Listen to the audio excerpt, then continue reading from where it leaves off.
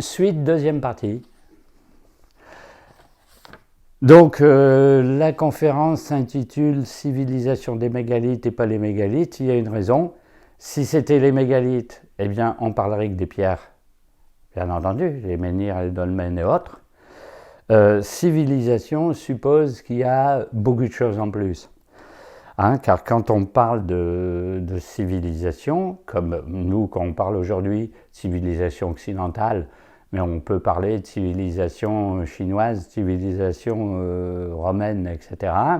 Bon, ça suppose qu'il y ait une architecture, donc des constructions, mais ça suppose une conception du monde, ça suppose des connaissances, ça suppose une culture, ça suppose un art, etc., etc. C'est-à-dire que c'est un tout.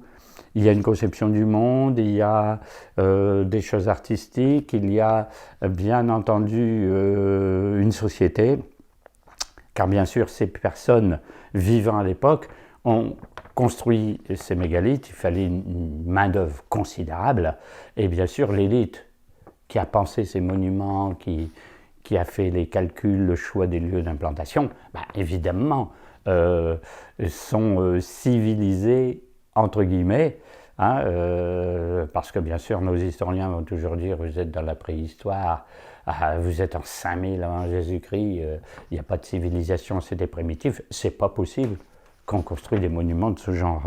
Donc c'est un tout.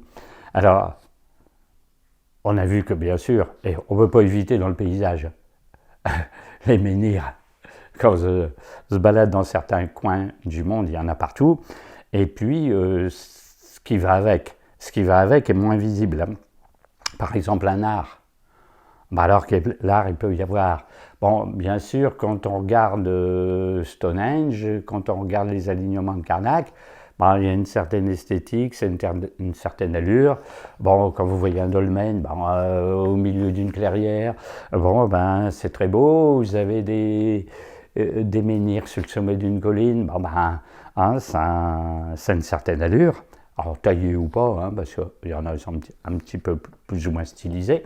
On voit bien qu'à Stonehenge, les parallélépipèdes, on ne peut pas trouver ça à l'état naturel, bien entendu, donc on a taillé un peu, on ne sait pas trop comment. Puis d'autres, c'est vraiment les pierres brutes. On a cassé une roche dans une carrière et on a posé ce rocher. Vous voyez dans les images. Et puis, il y a quelque chose de très particulier, c'est qu'on a sculpté des signes et des dessins sur les pierres. Et vous